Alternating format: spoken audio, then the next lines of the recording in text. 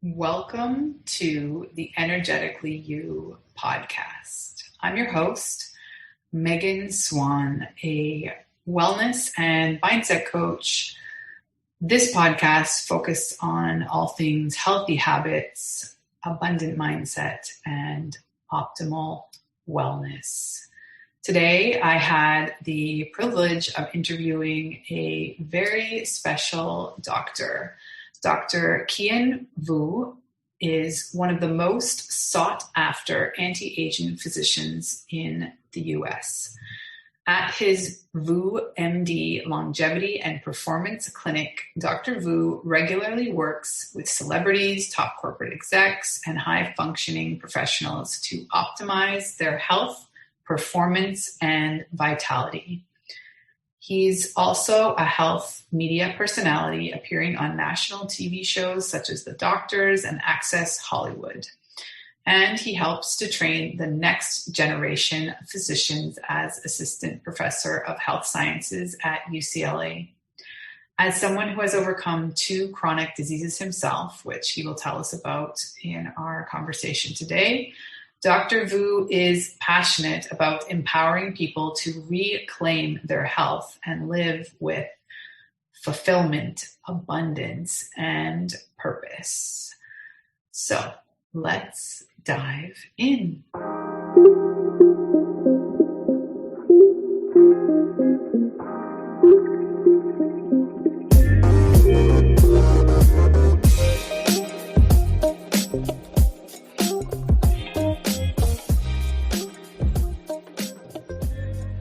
Welcome back to Energetically You. I'm here today with Dr. Kien Vuu, who is really a superstar in the world of anti-aging physicians. He is here to share a little bit about his story and his new book. So welcome, Kien. How are you this morning? I am doing fantastic. Thank you so much for having me, Megan. And you know what? I really love the name of your podcast, Energetically You, because it's really the energy that we can consciously choose to show up with that actually affects the world and actually also affects ourselves, telling ourselves how to behave. So I love that. Amazing. Well, we're very aligned in our thinking there. So can you tell us a little bit about your journey to becoming a specialist in anti-aging? Yeah, so I am a medical doctor. I went to medical school, conventional medical school, and I have an MD. But anti-aging is actually not the specialty I went into. I went to a specialty called interventional radiology. And many people don't know what that is, but what is radiology? Radiology is the use of technology to actually pierce inside the body to see what's going on. So we are very familiar with ultrasound, CT scans, MRI, just to see what's going on inside the body. Well, an interventional radiologist is somebody that actually uses that technology to do minimally invasive surgeries. So I was basically a minimally invasive surgeon. And because I have a background in radiology, I had a chance to actually take a look at what disease looks like inside of the body. And I'm very familiar with tons of chronic disease. You know, as an interventional radiologist, I've treated the consequences of people with hypertension, with diabetes, of cancer, and tons of other chronic diseases. So we as radiologists understand disease very, very well.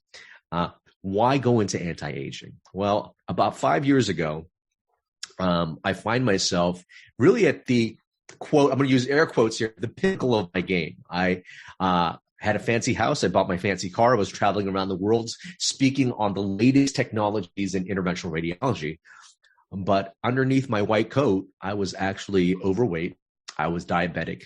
I was hypertensive and was on all these prescription medications. And I was really getting stage 1 of all the diseases that I ended up treating. And I told myself I really needed to change this. And then I basically started on a journey of self-healing, understanding nutrition, understanding epigenetics. And it turns out that the seed of a lot of my disease actually happened from childhood, of this feeling of not being enough. So let me explain. I was born in Vietnam shortly after the Vietnam War. And the communists and the new regime actually came in, seized all the businesses. My parents actually owned a pharmacy in Vietnam. They took the businesses away. They took basically all your worldly possessions. And my parents were like, there is no future for my child here in this country. And so they took me along with very few of their worldly possessions. We boarded a boat packed with 2,000 other refugees. And we were actually on that boat for 8 months. There was no room in the refugee camp we sailed to. And so we were docked at bay for 8 months. I actually was I was actually the only surviving infant on that boat. I survived dysentery. We spent another 3 months in a Philippine refugee camp. And then we were sponsored to America by a Catholic church. And, there's a lot of, press around racism now. And I certainly experienced that as a child. I grew up in Chinatown, LA, which was a place that had a lot of Mexican and Asian immigrants, but I got bused to a more affluent area for school. And being a Asian immigrant at this rich kid school was no walk in the park. And so I internalized a lot of the bullying I got then. I had feelings of not being enough, not tall enough, not rich enough, not, American enough. And I really carried that energy throughout my entire life. And so how does that link up to getting disease? Well, I was constantly, that feeling, that energy of not being enough made me always think that there was something that is external from me that's going to make me feel better. So it was chasing success. It was chasing significance. And all that chasing led to stress of not being who I am authentically as a person. That led me to not sleep very well, not eat very well, not have a good exercise regimen. I was dating somebody at the time who I thought maybe would lead to a longer term relationship. She left me for another man. So a lot of things happened around that year where I had chronic disease that I needed to take a step back from my life to understand what was going on. And when I started to figure it out, when I started to really, really work on myself, I was able to reverse all those conditions in 4 to 6 months. So part of the anti-aging journey is really understanding the pieces that make our cells function at their very, very best. So I did extra training in anti-aging and regenerative medicine. And that's part of the tool set that I use to help people reach peak performance and longevity. Wow. So many things in everything you just said. One of the things that hit me most was your story, of course, and the background and your insight into feeling not enough. I mean, I think that's what many women grow up with, that sense, for a different set of dynamics, right? But the insight in how your childhood trauma essentially affected your life. And I'm curious, you mentioned it's like a few sort of catalysts at that point where you were more clear that you needed to make changes in your life. Were there, given that you're a doctor, how long did you know that you weren't well and ignoring the problem? And what was that trajectory in terms of like just not feeling well versus knowing that it was, a chronic disease issue? Yeah, great question. And so, as a doctor trained in the conventional realm, I just thought, I had two grandparents, maternal and paternal, both had diabetes. And I just knew I was just starting to get a little bit more tired. I wasn't sleeping very well. I know I was stressed, but I just thought, hey, this is life as a doctor. This is what life is. And okay, sure, I'm getting early stage diabetes. Well, that's in my genetics. And you get trained in medical school that you treat these symptoms with medications, and you don't look deeper inside. And I believe it was just one final straw. It was, I said the universe have gifted me with probably the worst year I had in my life. And what had happened to me that year? Well, one, I was definitely diagnosed with all those things I had just told you about. I needed shoulder surgery. And I was out for a couple of months, not being able to do surgery anymore. And I wasn't quite sure if that was going to be a path for me. I had a close uncle that passed away from cancer, that very same year. And certainly, like I mentioned, I had a relationship I thought was going to go further that, because I was so focused on achieving the air quote success that I didn't put the energies in. So I didn't put the energies of caring for myself. I didn't put the energies of the people that meant the most to me. And, I remember one day when all of this had happened, I remember feeling pretty lousy in the hospital and was rounding. And there was a patient of mine, his name is Ishmael, and I was supposed to remove 10 liters of fluid from his belly. He had terminal pancreatic cancer. So here I am thinking, all right, I'm going to remove 10 liters of fluid from this guy's belly. He's doing a lot worse than me. And so in my mind, I was bracing myself to walk into this room where I had to probably cheer this guy up. Remember, all these things that have been, quote unquote, what I thought it was happening to me. I walk into the room and he greets me with the biggest eyes and smile. He just looks at me, hey, doc, how are you, man? And I just felt his energy. I felt his love. And, honestly, that energy really blew me away. And I remember asking him how he is so positive in the face of this terminal illness. And he says, doc, it didn't used to be this way. I used to be a very angry person. My emotional home was always of resentment. But now, given this gift of cancer, I'm able to see that no matter what is happening, no matter what the world throws at me, I can always choose. And I can always choose how I show up every day. And I choose to show up with love, and I choose to show up with gratitude. And that was a very, very powerful moment, because that was the moment I hit my own reset button. I said to myself, I've got chronic disease and all these things have, I've seen that are happening to me. Well, maybe it's me that's causing all this. And that was the very, very biggest awakening for me, to know that I have choice. When I started to have choice, that's when I slowly started to back away from my full-time job as an interventional radiologist, started to really study nutrition, epigenetics, spirituality, and now be able to incorporate all these things. And so the gift that I had, going through all those things that one year has given me the fuel and the tools to become who I am now. And now I am fitter, I'm smarter. I feel like I have so much more energy, even though I just had a new baby and a puppy. People are like, how are you so energetic still? Well, it's all the work that I put in to really, get to, what I call the thrive state, which is really the title of my book. Yeah, amazing. I love the title. It's often something I'm working with my clients. I'm curious, how do you, with patients, because I'm guessing they still, coming to a doctor are expecting like a certain prescription or recipe, if you will, and how do you enter into the conversation of mindfulness or spirituality or gratitude? Is that like, do you approach it just as a mindset shift, or are you literally prescribing meditation? How does that work? Yeah, so I think for many people, there are so many different tools in the toolbox.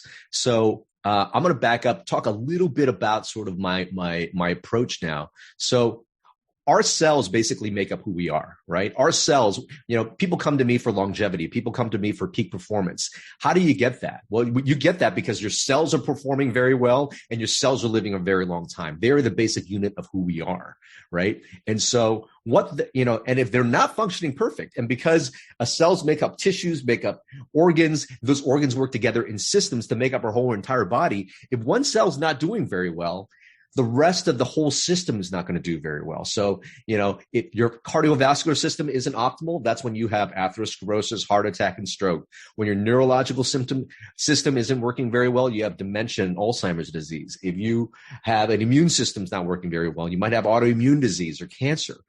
So what then makes your cell a optimal cell, or what then makes a cell a suboptimal functioning cell? Well, people before used to think this is all genetic. You get these diseases because mom and dad had it. Well, unfortunately, that is simply not true. Our genes may predispose us to getting disease, but actually what turns a cell into its optimal form or its suboptimal form is actually the energy that's around the cell. It's the cell, and the cell's DNA is constantly listening to all these energies that come in: light, sound, nutrition, emotions like love and gratitude. All this is energy that our cells are constantly listening to. And here's the thing. The things that actually make the most difference to our cells getting into the thrive state or into the stress state are actually things that we could actually control through our conscious thoughts, actions. And what are those 7 things? They are sleep, nutrition, movement, emotional and stress mastery, thoughts, relationships, and purpose. Those are the 7 key things. And if you focus on those things, your likelihood of being in the thrive state and avoiding chronic disease is very, very high. Now, you mentioned, well, how do you start prescribing that? Well, I work with, some private clients. I'm very fortunate to be able to work with some of, Hollywood's best and some CEOs. And we really do go deep. And it's not prescribing them the same things. Like one meditation that might resonate with one person is going to be very different from how somebody else will deal with stress. But when I first work with a client, it's taking a look at basically their bioenergetic state. I do a bioenergetic assessment on all those 7 categories and see where they're at. And then from that place, then start to say, what are the easiest things we can do in each category that's going to be easy for them to apply? Because if we start, because all these 7 things are actually energetically connected. You work on one thing very well, the next thing's going to be easier. And so it's really understanding what works for them and understanding what is going to be the lowest lying fruit, to make better habits to improve their health. And that's going to be different for everybody. Yeah. We have very, very similar approaches. So I love everything you just said. And for me, it's always about sustainability and that it's integrated into their lives, right? So It has to be a gradual shift, and it has to be something that they feel is part of who they are at the end of the day, instead of like checking off boxes on a list, right? Right. So there's so many things that you've said that I wanted to circle back on. One is because would you define yourself as a functional medical doctor, or how? So part of my anti-aging training is functional medicine with integrative medicine. So we do approach things a little bit differently from conventional medicine. And we do take in a lot of the lifestyle pieces from that. Okay. I'm curious, and you said that you also went back and studied epigenetics, which is one of my favorite subjects. So I'm curious your opinion on, let's make it specific to the United States, of the chronic disease rates with minority communities versus the regular population. Obviously there's a lot of factors. It's not just one, but I'm guessing that you're in the camp of thinking that, it's more than a structural disadvantage. Yeah, no, there's a lot of things that are ingrained in our society that makes things unfortunate. So, I work, I do performance and longevity medicine, but I do spend a little bit of time teaching at a county hospital at UCLA. So I'm an assistant clinical professor at UCLA, and I just see the patients that are coming in there. They're not able to afford good food and nutrition. And a lot of people come in, they are overweight or, diabetic. I see a lot of young people who are obese, and they've got all this chronic disease. And unfortunately, their access to educating themselves about different options are not there.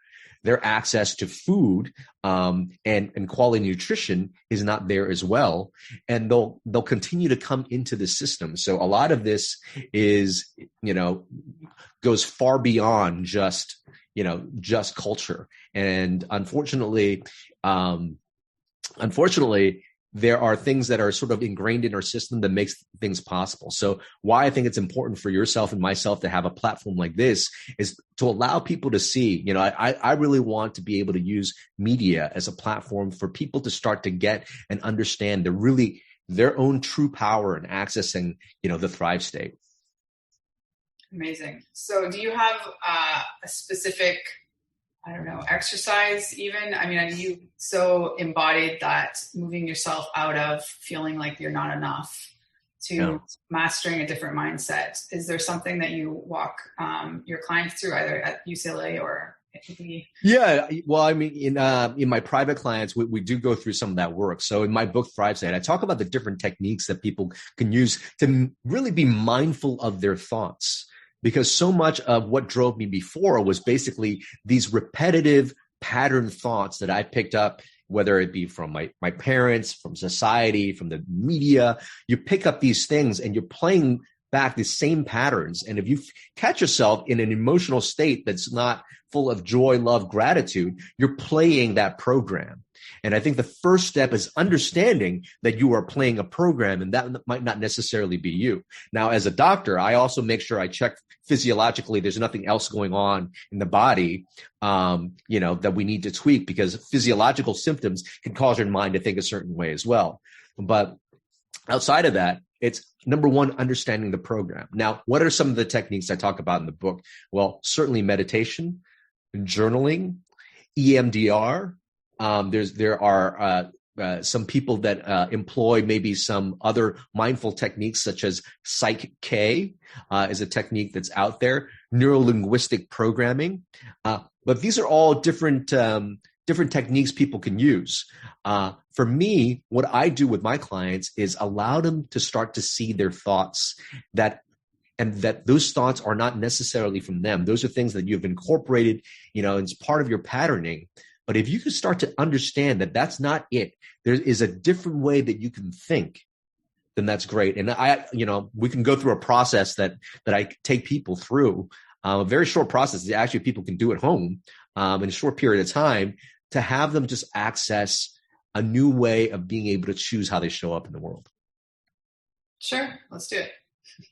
Yeah. So if you find yourself in states or emotional states of anger, fear, resentment, hurt, know that those lower vibrational emotional states will actually increase inflammation, it will lower your immunity, and put you at risk of getting chronic disease, and not do so well if you happen to pick up a virus. Okay.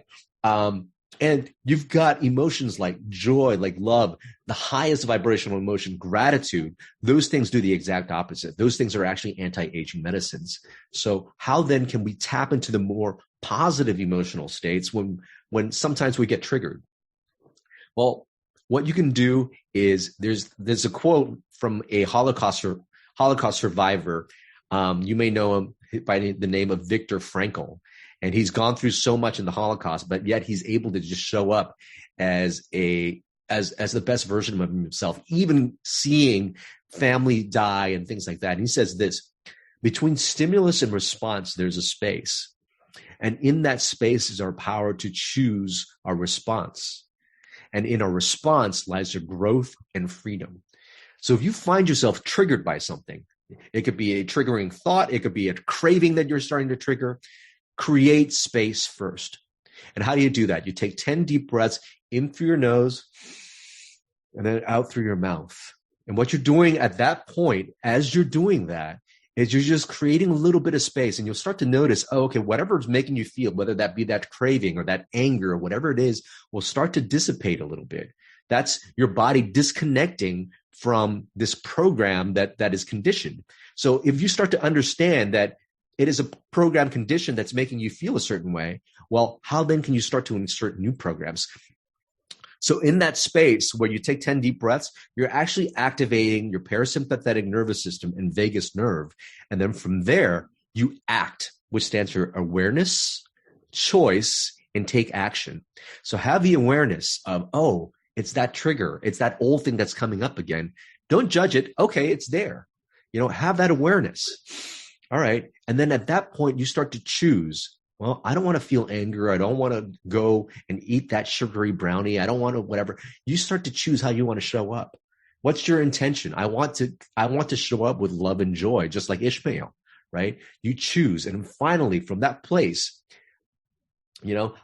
whatever you decide to do, whatever your intention is, see if you could feel that in your body, and then finally take action. Take a new action. You want to feel joy and gratitude, even though you might be arguing with your spouse? No. Right now, we're both in our lower emotional space. I'm going to have that awareness. I want to show up with love and gratitude. I'm going to say, honey, all right, I'm sorry. You take a new action from that new place. And if you do this over and over and over again, you're going to start to train your body to be aware of the old negative patterns, and for you to consciously insert a new pattern that you want to have. And it's a great way. It's practicing that over and over and over again. It's a beautiful, beautiful technique. It's free and it works. Oh my goodness, that's wonderful. I love that. And that quote I've heard so many times, but every time it just gives me chills. Yeah. Great quote. And I love what Ishmael had said about your emotional house, right? And that's so much part of it. Is that how do you help your patients be more aware that they're in control of their happiness, let's say? Yeah. Well, it's really getting them to understand, a little bit about how we grow up and a little bit about how we develop our egos, and just having them understand that from the ages of 0 to 7, we are constantly just downloading stuff, from the environment. Now, what are we downloading? I mean, if there's racism out in the world, we might be downloading some of that. If there are unhurt, traumas from our parents who are acting out a certain way, we're downloading that. And all these things are inadvertent, and we download them. And those neurological patterns show up in different ways for a lot of different people. This is why, people with adverse childhood events or ACE scores that are very high tend to have chronic disease, because they actually end up being very stressed out in life. And then they're also not living the lifestyle that's going to be favorable for optimal health. And so allowing that and letting people know that that's really how we develop our emotions and our triggers. And people start to understand that. That's the key thing. Having the awareness that that's not you, having the awareness. And then once you have the awareness, you actually have new choices. Oh, that's not me. How else would I like to think? Oh, that's not me. How else can I act instead? But, I want to let people know that, it could be a messy and ugly process, being able to see that, oh, okay, your reality might not be yours to begin with, and to start to step out of it. So that old you might be coming back quite a bit, but as you practice this more, this is how you slowly start to change some of that. And I just want to let your listeners know that that process takes time. Yes, it is a process. Was it fair to say that the way that we process stress becomes like a vibrational pattern in the body? Is that a fair statement? Oh, certainly.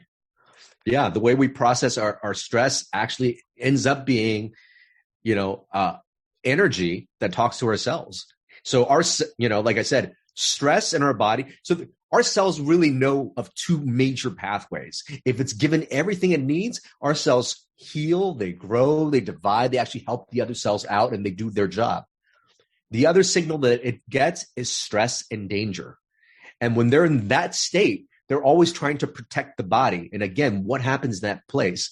Increased inflammation, decreased immunity. That puts you prone to get chronic disease. So yes, that stress, that energy tells our cells danger time.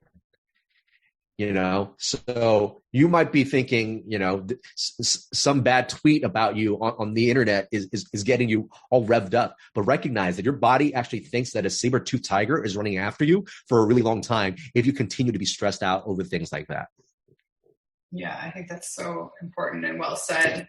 Is there anything else you wanted to share with us about Thrive State, and when is it coming out? It actually came out yesterday, April 6th. So you guys can get a copy of Thrive State now. You can visit thrivestatebook.com to get a copy. In fact, you can get the first 3 chapters for free just by going to thrivestatebook.com. I'm just really excited about it because, unfortunately, as a medical doctor, I didn't learn how to become healthy. But now that I've put in the work to really understand that, I feel like I'm a superhero version of myself right now. And I have this vision that we have so much chronic disease here in the States that I just feel like, if people can really activate the superhero versions of themselves, if they could show up with more energy, more vitality, more love, and give their gifts to the world, this would really, really move humanity forward. So I'm really excited about this book, and I hope your readers will think, or your listeners will think so as well. Perfect. Well, I love that you have all of that available, the free chapters and everything. We'll have all of the links in the show notes. Just one last question for you. Can you share a little bit of what you personally do currently on a day-to-day basis to feel more energetically you? Sounds great. Well, the first thing I start off with is actually the thing from the night before, which is getting a good night's rest, which is a little hard with a puppy and a baby, but we still make that happen. So the night before, it's really having a nice nighttime routine that involves a little bit of journaling, a little bit of yoga and stretching, and involves a little bit of connecting with my partner. I feel like all that thing just kind of seals up the day, having good 7 to 9 hours of quality sleep.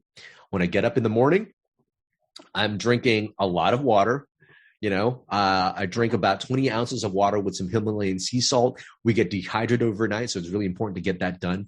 And I get my workout in, some journaling in the morning, and a little bit of meditation in the morning, just so that you can, rather than the day, get you from your emails and social media and all that thing, that time to yourself in the morning really sets you up so that whatever the day throws at you, and the day is going to throw stuff at you, you can still be grounded and show up the way you want. And then the rest of the day, it's, creating content that makes people smile and laugh, or working with clients. And, and people ask, okay, about my eating style now. So I use intermittent fasting. That's a tool that I use to be able to reverse my diabetes very quickly. And I eat very clean, and I put together a very simple eating plan in my book, Thrive State, for anybody who wants to know. Amazing. Well, thank you so much. Where's the best place for someone to contact you if they wanted to either work with you or ask you questions directly? You could either find me on my website at kienvuu.com, KIENVUU.com, or I occasionally check DMs on Instagram, which is at Kien Vuu MD. If I don't check it myself, one of my staff members will check it and get back to me with it. Perfect. Well, thank you so much for being here. It's been a pleasure. So much excellent information. I can't wait to read the book. Thank you for having me on the show.